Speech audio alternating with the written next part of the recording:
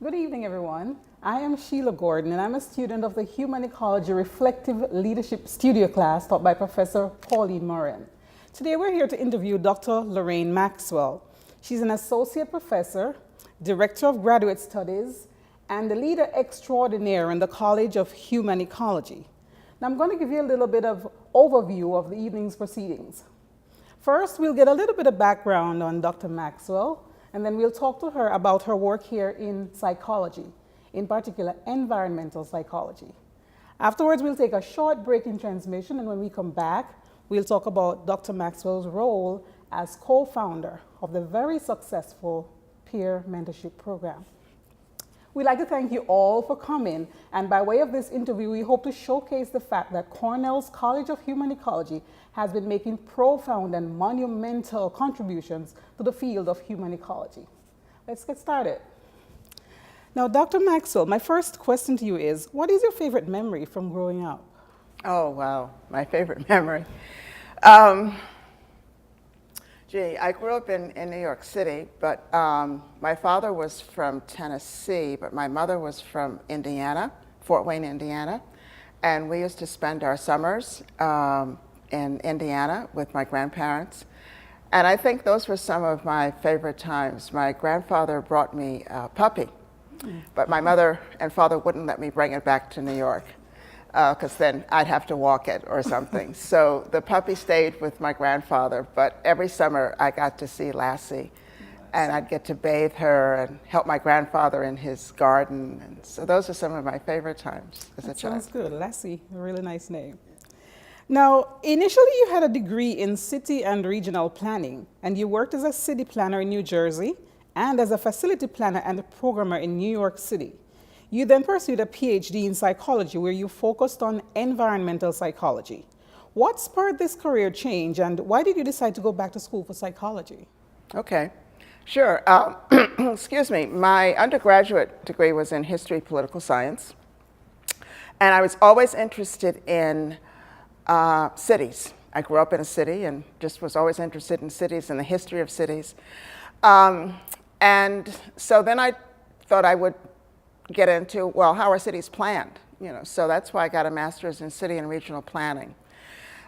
And as I worked in that field, I was a city planner in Newark, New Jersey. And as I worked in that field, I began to be more and more interested in how what we were planning for people actually affected the people who actually lived in these places.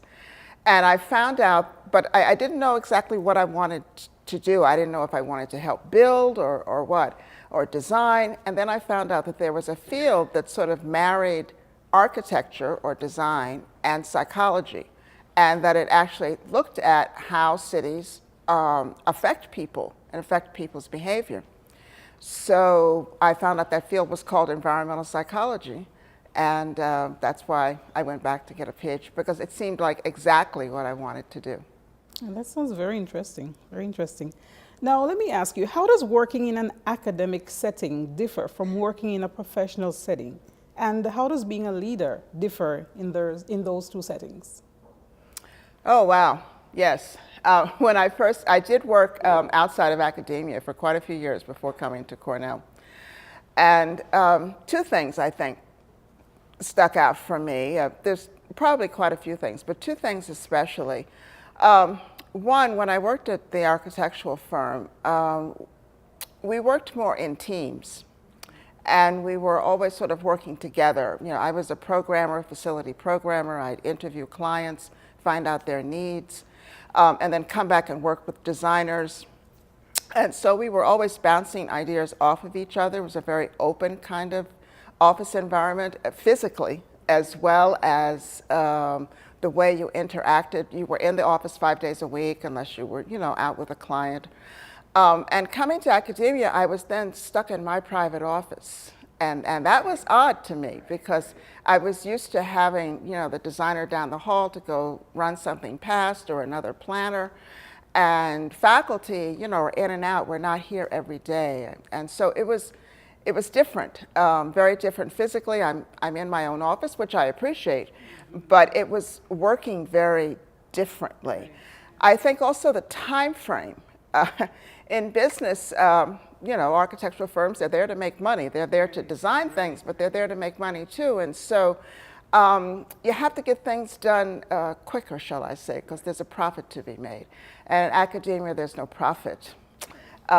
So things move a bit slower, and the pace of work. It's more intense here sometimes, I think. It's certainly different, but in a design firm, the goal is to get the building designed and built. And so, you know, there's always an end product. It seems as if in academia, there's always the next paper. You know, there's never an end. Yeah, very interesting, very interesting. Now, in your biographical statement, you mentioned, and I quote, "My research interests have always been and continue to be related to the ways in which the physical environment relates to children's and adolescents' development, behavior, and well-being." Now, we all know that parents help to formulate the attitude their children adopt toward learning, irrespective of their environment. So what made you decide to focus your studies on these two demographics, children and adolescents, as opposed to the parent demographic? Oh, okay. Well, I think I understand your question. As I said, I grew up in a city. And when I was in college, I remember taking sociology classes. There were no environmental psychology classes when I was in college. And I remember some of the things I was hearing from my professors and reading about the effect of cities on people. And some of it, a lot of it seemed to be negative. And yet, I didn't feel that I had had a negative experience by growing up in a city. I found it very positive. And that was sort of in the back of my mind. And then when I got into the environmental psychology program, I started learning more and more about how environments affect people, and I kept measuring that against my own experience. I also, perhaps it wasn't the best way to go about getting your PhD, but I started my graduate program when my son was a year old. And so I was also very interested in watching his development. And so I think initially that's why I decided to, one, my own experience as a child in a city, and then watching my child grow up in the city, and became very interested in wanting to learn more about that. That's very interesting indeed. Now, in addition to being an associate professor, you are the director of graduate studies. You're a co-founder of the College of Human Ecology's peer mentorship program. And you're a member of 4 associations that relate to people, the environment, the child development. You're also a reviewer of 4 journals spanning from environmental psychology to urban education, all enveloped in an Ivy League setting. How do you manage to maintain stability and focus while wearing so many hats? Well, fortunately, a lot of those hats, I think, are interrelated. Sometimes I'm late with my reviews for the journals, I will confess. But I think those things are very interrelated. That my role as Director of Graduate Studies definitely relates to my teaching and to working. I love to work with students. And that relates to my role, past and present role in the peer mentorship program. So the teaching, Director of Graduate Studies, all kinds of go together. And then the journal issues and my research and finding time, making time, I guess, to write are things that I have to specifically carve out because the other things are more people related and you have to be there in class. But you also need to write, and so you have to be sort of jealous about your time. Of when this is the day I'm going to be home and write, and you have to the best of your ability, not let things interrupt that. So I guess that's how I've managed to handle those things. Well, I must say you're doing a very, very good job. Well, we'll see. I hope so. Well, at this time, we're going to be taking a very short break, and when we come back, we will be talking to Dr. Maxwell about her role in the very, very successful peer mentorship program. We'll be right back. Okay, and we are back. Now, Dr. Maxwell, my question to you. You are a co-founder of the peer mentorship program in the College of Human Ecology. Right. The program has been in place for 15 years with a very high success rate. What initiated this program, and how has the program positively impacted you? Okay. Yes, well, when I first came to Cornell, my position was as a professor, but my duties were not classroom teaching. I was research and cooperative extension. So the research that I did, as well as research that others were doing, I would develop into educational programs and work with various counties around the state. But one of the things I missed was being in the classroom. For the past 10, 12 years, I have been in the classroom, and I don't do the extension anymore. But at the time I was, and my colleague Gary Evans, also a professor in the department, I was talking with him about what I missed about the classroom. And we also started talking about other things that were important to both of us. And one was how students of color feel when they come to an Ivy League institution, especially if they've come from large cities where perhaps they've been in communities where they were the majority. And he had worked on a program, I think, at his previous institution that had dealt with some of those issues. And he asked if I was interested in discussing further how we might start a program here in the College of Human Ecology. And I said yes. So he told me a little bit about his program. I talked about the kinds of things I'd like to do. And that's really how it was born, that it gave me the chance to be in the classroom. It gave both of us the opportunity to work with a different group of students than what we were working with in other ways, and also to give back. I felt that it was one of the ways that I could give back.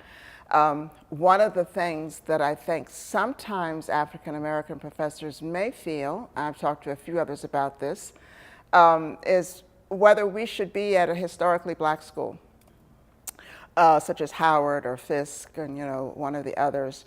And so this was also an opportunity for me to, I suppose, I was at an Ivy League institution, but a way to give back in a different way. And so that's how the program was born. About a year or two after we started the program, and we weren't going to ask for anything really except a little administrative support, which was time, not really financial support at the beginning.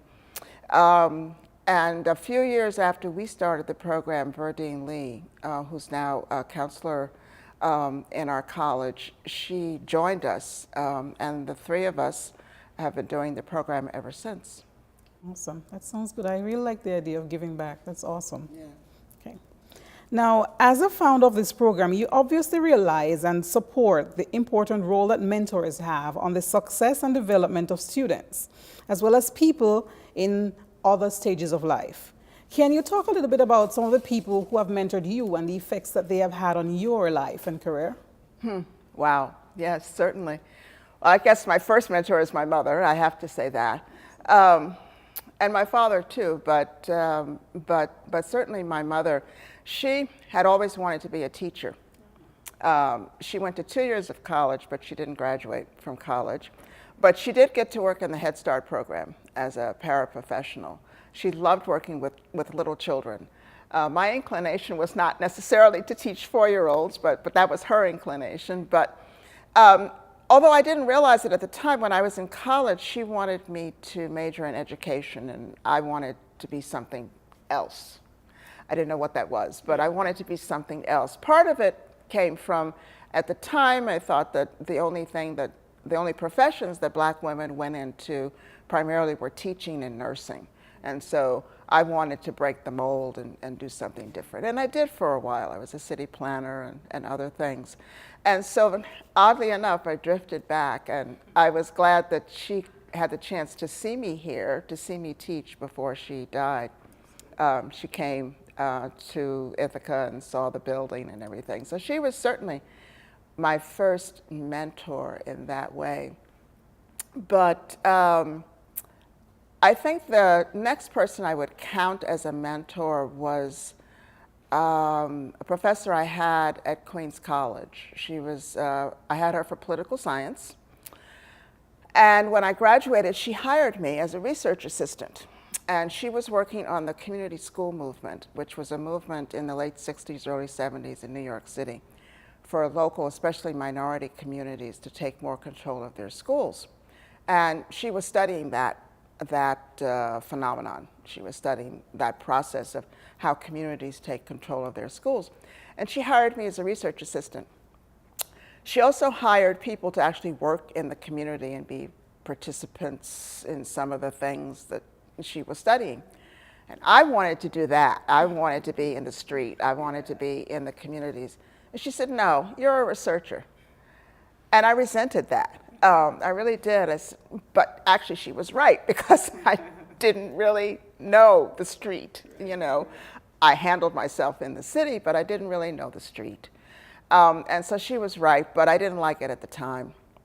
But when I decided to go back to graduate school and become a researcher, a PhD is definitely a research degree, I found her again. She was still teaching. And I said, guess what, Marilyn? And she said, I told you, you know. And then, fortunately, she was still living when I finished my degree, and I told her that I'm now a PhD. So, yeah, I think she was very much a mentor in encouraging me to see how research could influence people's lives, you know, that everybody can contribute to social change in different ways. And I think she helped me to see that, you know, my role wasn't what I initially thought it might be. Yeah. Very interesting. And finally, Dr. Maxwell, can you recall a particular moment that you would describe as one of your most rewarding moments in relationship to the peer mentorship program? Gee. Just one, huh? Okay. Well, actually, I'll quickly tell two. One was early on in the program, and I'm embarrassed now because I can't remember the student's name, but I can see her face. She was a mentee, so she was an incoming freshman student, and she was in the program. And she came back to, we have reunions, and she came back, maybe, I guess it's 5 years ago now, so 10 years or 8 years after she had graduated. And I don't think she's now a lawyer, and she's working in New York City. And to see that was wonderful, because she said that I didn't realize maybe the influence I might have had on her, but she told me that being in the program and talking with me and seeing a black professor, although she didn't go that way, she went another way, was really meant a lot to her, and that my just talking with her, sort of casually, she'd come to my office and we would just talk about stuff. So sometimes it's not a formal role, maybe, because certainly she had a student mentor, so I didn't consider myself necessarily a mentor. But so that was interesting to me. I think it's really interesting to see sometimes you have an influence on people and you don't know it, and in a way that's scary. But I was glad to see that my influence had been positive. And the other really quick one was,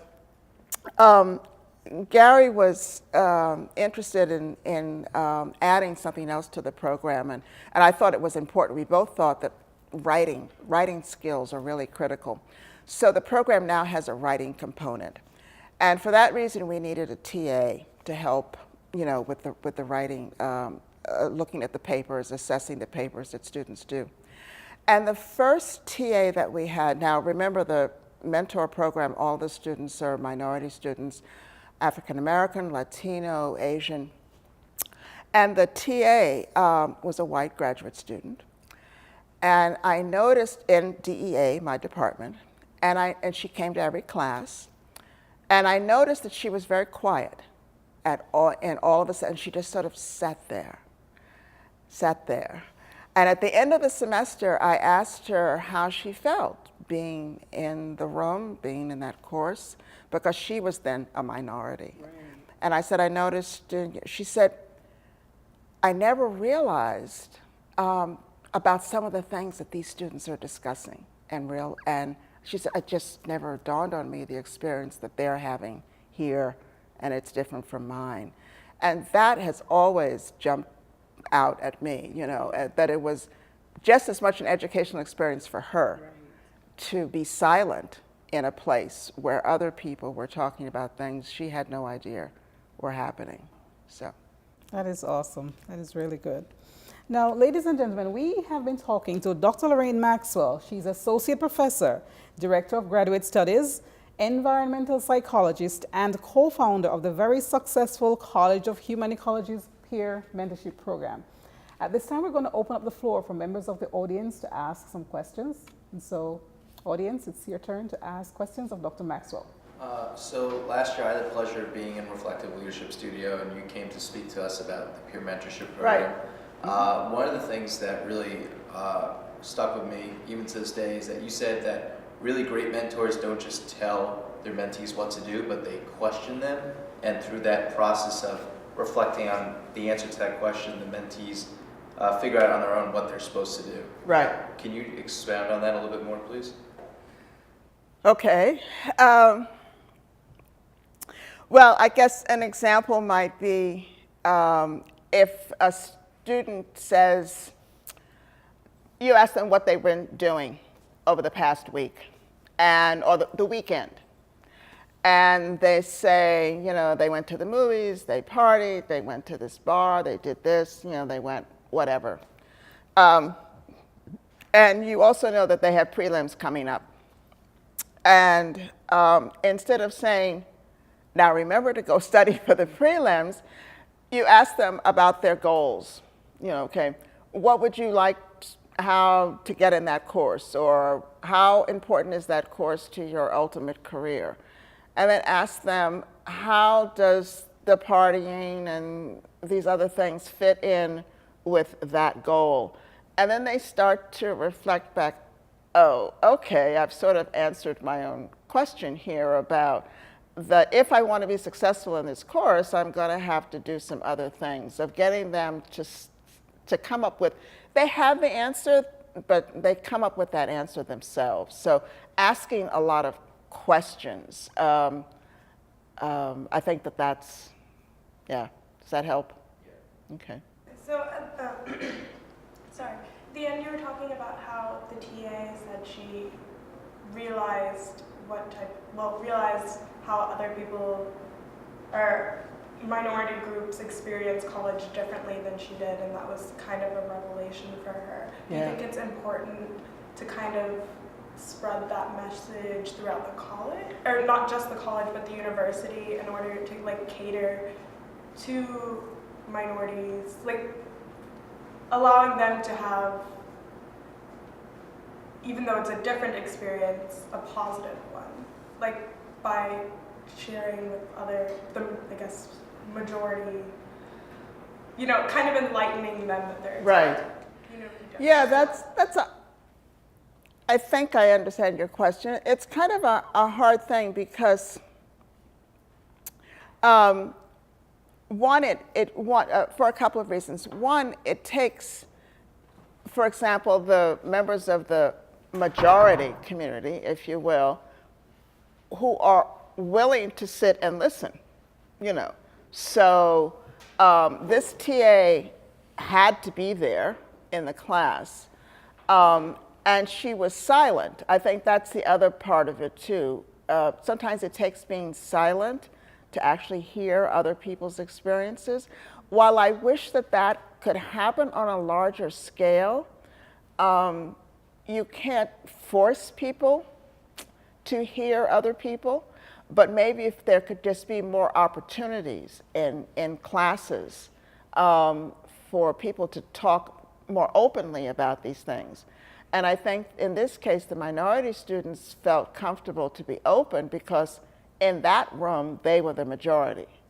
So they could share with each other their experiences. So maybe just having many more opportunities in different classes for everybody being willing to be honest, to express their feelings, and then honest enough to hear other people's experiences. Did that answer the question? Okay. Can you talk a little bit about women and leadership? What challenges, have you had any challenges being a woman and being in a leadership position? What Sure. are those challenges and how you have overcome them? Yeah, certainly. I'm going to talk about that with the architectural firm a little bit. The firm where I worked in New York City was a medium-sized firm. At first, there were 7 partners, all male. And I was the only black woman professional, so two minority groups here, in the firm. And I remained the only black woman the entire time I was there. There were there were a couple of other black men who were architects, and there were other women, white women, who were architects. So, but we were always in the minority. I think that now there are many more women in architecture school. So that is changing. But I remember when I was first at the firm, there was a woman, a white woman who was an associate partner, something like that. I forgot the exact title.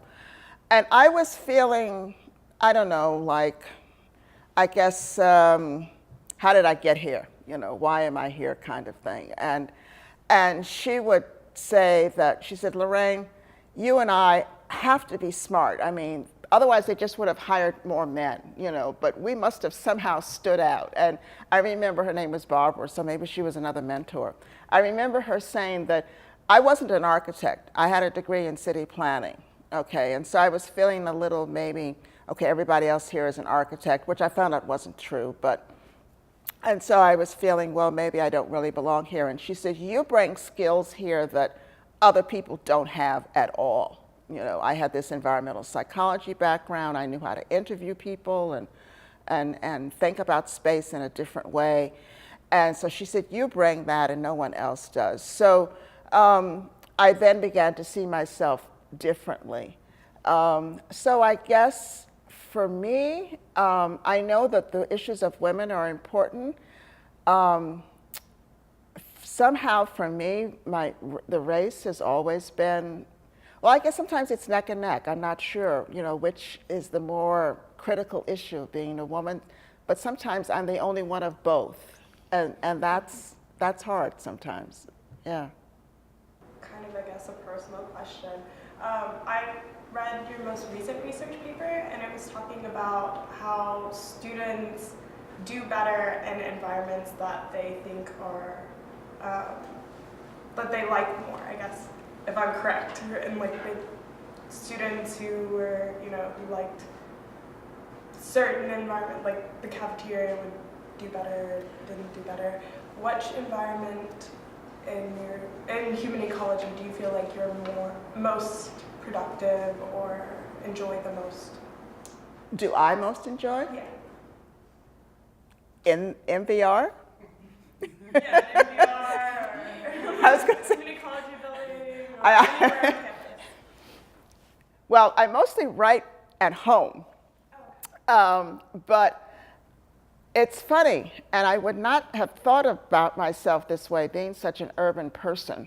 But one of the things I do in the morning, before I come to work or start work, is my exercise routine in the morning. And one of the things I do is walk. I used to run, but now I just walk a couple of miles. And actually, it's sometimes during that time that I've put the paper together in my head, or put something together that I want to do in class that day.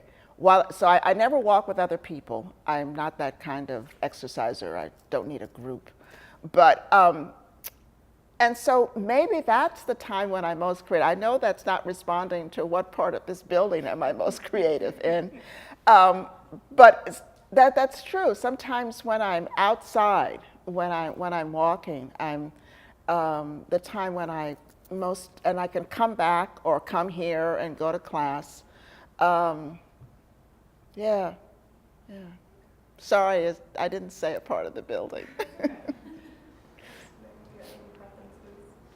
I will say that and this is also odd, I'm sure, but sometimes going to mandibles, even when there's people around, I'm an extrovert, I need people, and sometimes I can sit there, and if it's not too noisy, if it's real crazy, then I can't do any work or thinking, but sometimes I just need to be around activity or something. I get energy from other people. Yeah. What does human ecology mean to you? How would you define human ecology? And I guess what is it like being a professional in the context of human ecology? Design and environmental analysis in the context of this school and its mission. Yeah, that's a good question. It fits the way I think about things and the kind of work that I like to do and what I think the way problems need to be approached, as opposed to the silos of singular disciplines in arts and sciences, only history, only sociology, only psychology. I really like the fact that this college looks at things in a multidisciplinary way. I know that's sort of trite to say, but that you need different ways of looking at things and of approaching things. And I don't think I would have fit as well into another department or another college that was so singular and only looking at things in from one disciplinary way. So yeah, I think this college is really great, and the students come out with very different perspectives. Yeah, I think this college is really, it fits me well, and I hope I fit it. Yeah. Thank you. Okay, and with that, we have come to the end of this evening's proceedings. We'd like to thank you all so much for coming, and again, very, very special thanks to Dr. Lorraine Maxwel for being here. Thanks, everybody.